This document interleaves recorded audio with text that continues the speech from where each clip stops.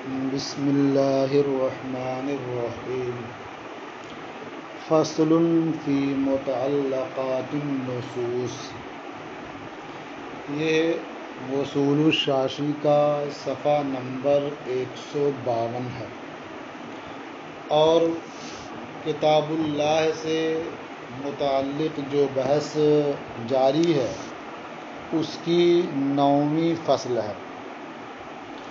یہ فصل متعلقات نصوص کے بیان میں ہے، یعنی نصوص کے جو معانی صریحہ مطابقیہ یا تضمنیہ ہیں یا معانی غیر صریحہ تضمنیہ یا التزامیہ ہیں، ان کے تعلق سے اس فصل میں گفتگو ہوگی۔ اسے اختصار کے ساتھ یوں بھی کہہ سکتے ہیں کہ متعلقات نصوص سے مراد عبارت النص، اشارۃ النص، دلالت النص اور اقتضاء النص ہیں۔ یہ چاروں اصطلاحی نام ہیں، ہر ایک کی یہ تعریف کریں گے اور اس کے بعد مثال بھی دیں گے اور بعض احکام کا ذکر بھی کریں گے۔ فرماتے ہیں فصل فی متعلقات النصوص، یہ فصل ہے متعلقات نصوص کے بیان میں۔ نعنی بہا عبارت النص و اشارتہ و دلالتہ و اقتضاءہ، اس سے ہماری مراد یعنی متعلقات سے ہماری مراد عبارت النص، اشارت النص، دلالت النص اور اقتضاء النص ہے۔ فاما عبارت النص فہو ما سیق الکلام لأجلہ وأرید بہ قصدا۔ عبارت النص، اب یہ ہر ایک کی تعریف کرتے ہیں اور مثال بھی دیتے ہیں، تو پہلے عبارت النص کی تعریف کرتے ہیں۔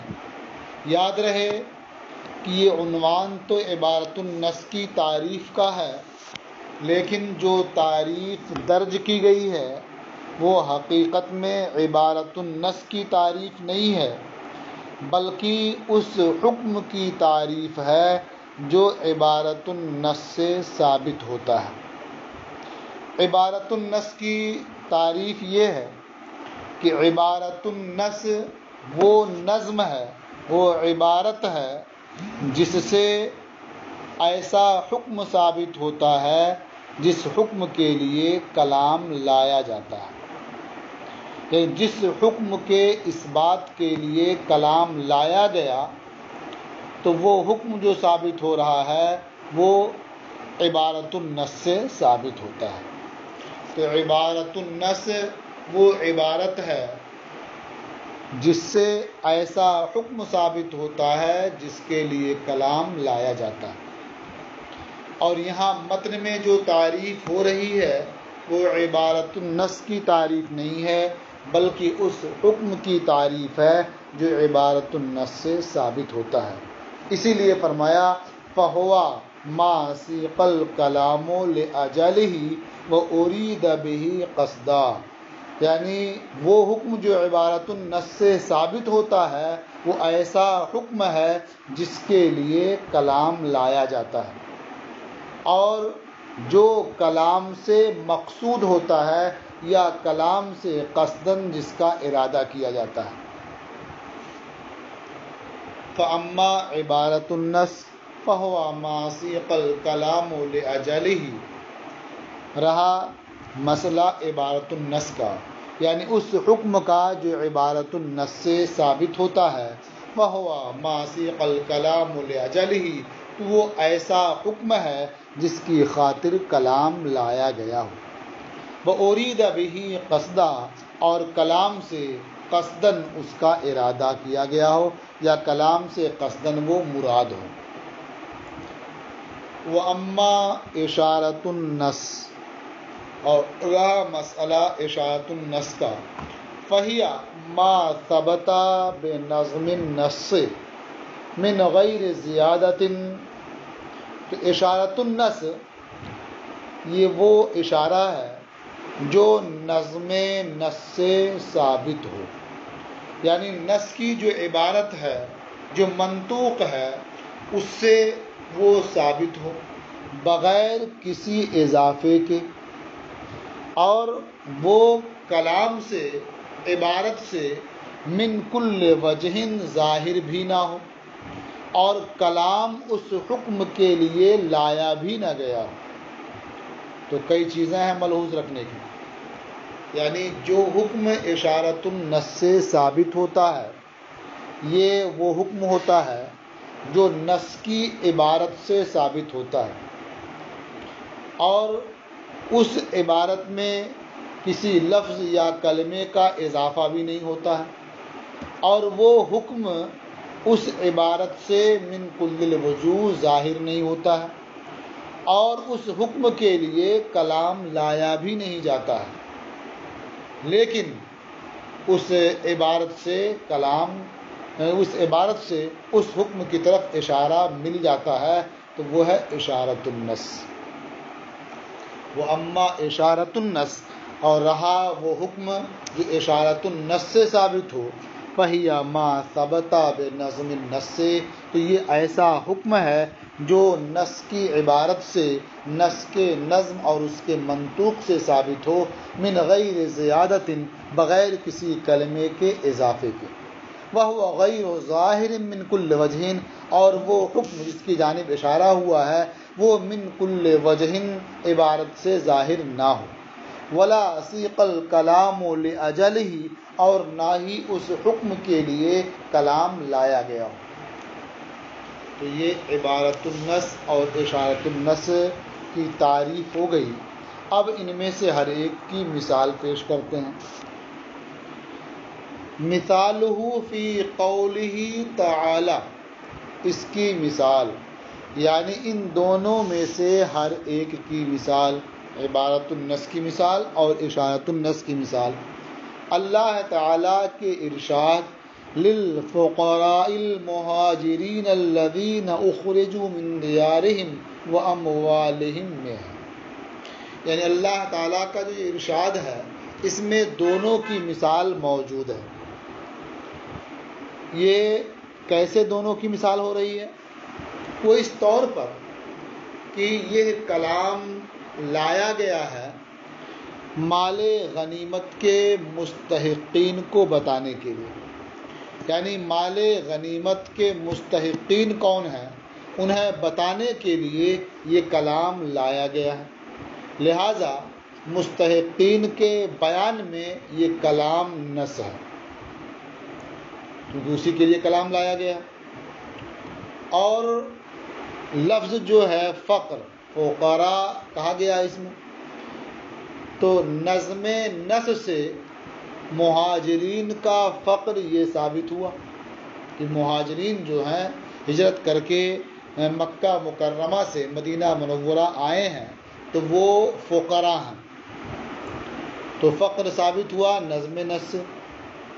تو یہ نص اشارہ ہے اس بات کی جانب کہ کافر مسلمان کے مال پر غلبہ حاصل کر لے تو غلبہ حاصل کر لینا یہ کافر کے لیے ملکیت کے ثبوت کا سبب ہے، یعنی کافر نے کسی مسلمان کے مال پر قبضہ کر لیا اور وہ دارالحرب میں ہے تو اس کا قبضہ کر لینا یہ اس کے مالک ہونے کی دلیل ہے، اس لیے کہ اگر ہجرت کرنے والے مسلمانوں کے اموال خود ان مسلمانوں کی ملکیت پر باقی رہتے تو ان مسلمانوں کا فقر ثابت نہیں ہوتا، انہیں فقراء نہیں کہا جاتا۔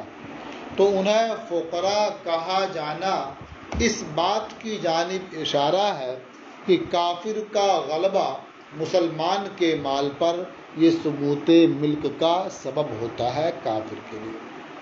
گویا یہ مسلمان جو مکہ مکرمہ سے ہجرت کر کے مدینہ منورہ تشریف لے گئے اور ان کے مکہ میں موجود اموال پر کفار و مشرکین نے قبضہ کر لیا، تو یہ ان کا قبضہ کر لینا اس بات کی دلیل ہے، اس بات کی جانب اشارہ دلیل ہے کہ وہ کفار و مشرکین مسلمانوں کے مال کے مالک ہو گئے۔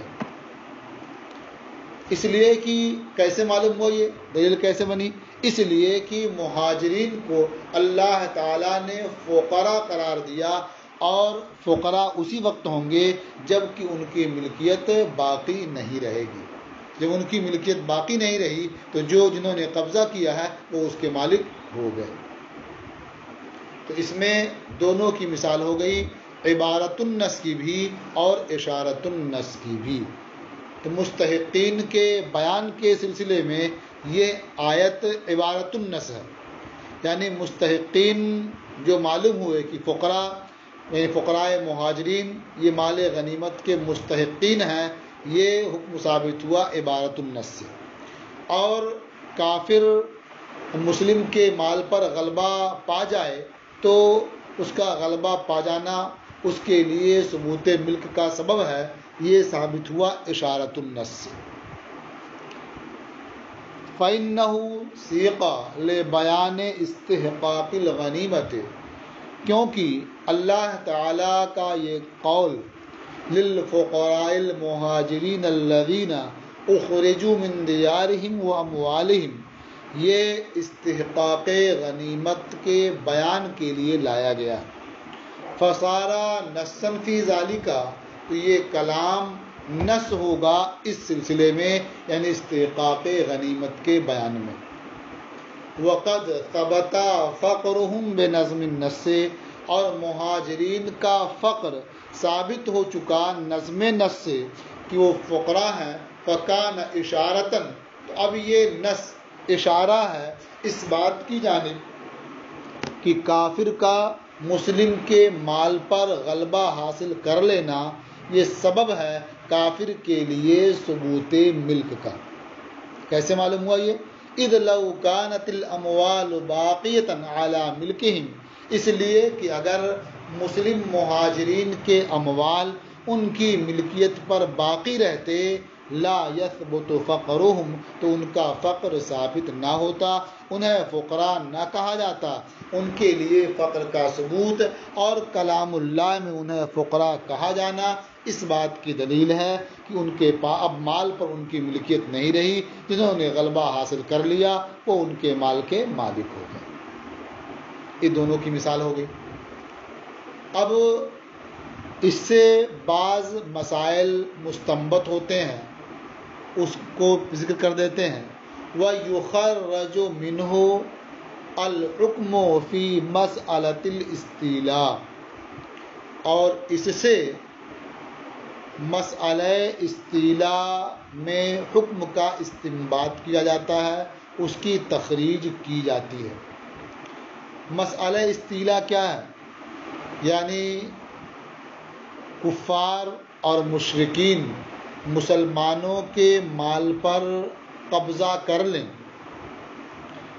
تو گویا غلبہ حاصل کر لیا انہوں نے اس پر، تو غلبہ حاصل کر لیا تو وہ اس کے مالک ہو گئے، اس کا حکم اس سے مستنبط ہوتا ہے۔ تو پہلے جو آپ نے پڑھا اشارت النص سے کیا ثابت ہوا کہ استیلاء کافر علی مال المسلم یہ سبب ہے ثبوت ملک کا۔ تو اب جو سبب ہو گیا یہاں حکم اس سے مستنبط ہو گیا مسئلہ استیلاء میں، یعنی حکم لگا دیا جائے گا کہ جس نے غلبہ حاصل کر لیا ہے، قبضہ کر لیا ہے، وہ اس مال کا مالک ہو گیا۔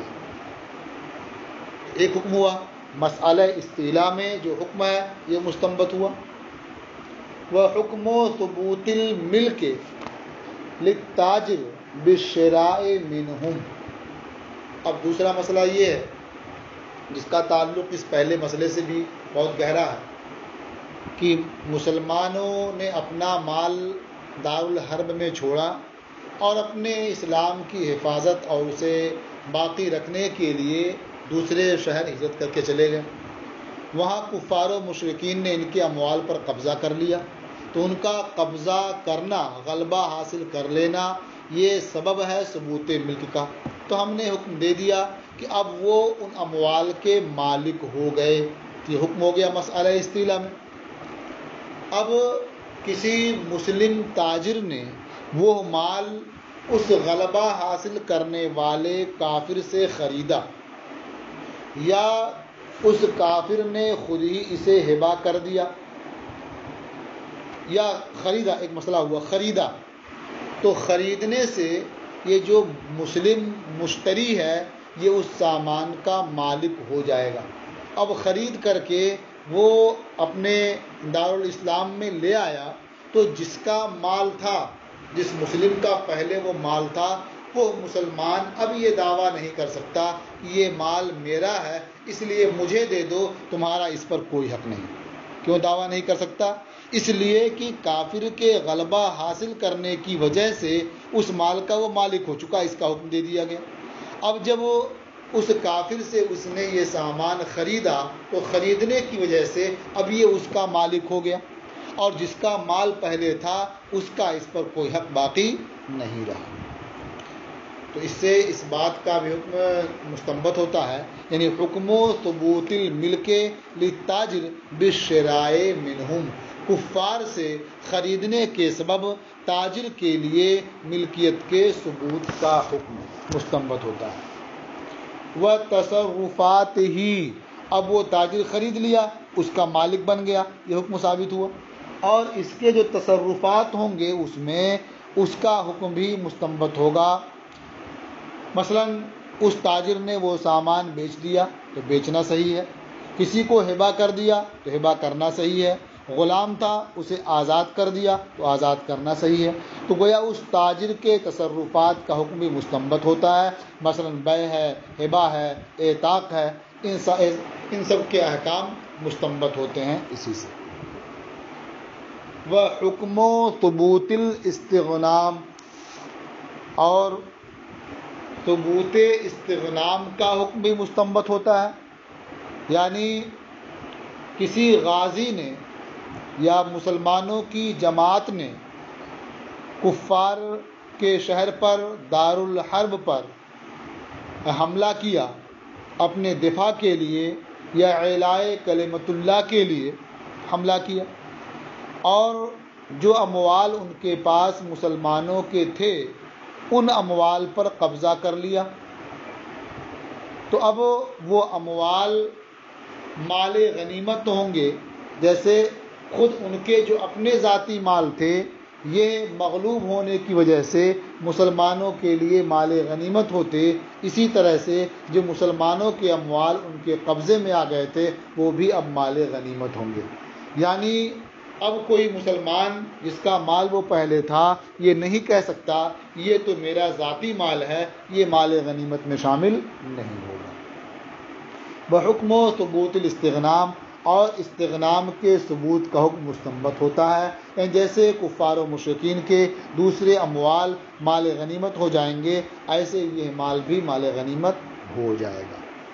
وثبوت الملک للغازی، اور غازی کے لیے ملکیت کے ثبوت کا حکم مستنبط ہوتا ہے، یعنی غازی نے اس مال پر قبضہ کر لیا تو وہ غازی اس مال کا مالک ہو جائے گا، اس میں دوسرے کا حصہ نہیں ہوگا۔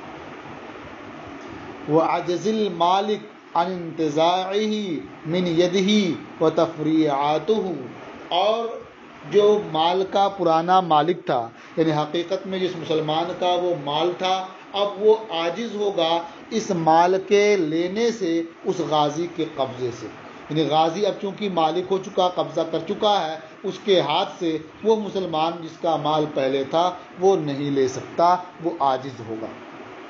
وتفریعاتہ، اور اس کی تفریعات بھی مستنبط ہوتی ہیں، مثلا اگر وہ باندی تھی جو مسلمان چھوڑ کر کے آ گیا تھا اور کافر نے اس پر قبضہ کر لیا تھا، پھر غازی نے اسے حاصل کر لیا، تو اب وہ غازی اس بادی سے وطی بھی کر سکتا ہے، اس کے لیے وطی کرنا حلال ہے، اسے آزاد کرنا چاہے تو آزاد کر سکتا ہے۔ تو یہ سارے احکام بھی اسی پر متفرع ہوتے ہیں۔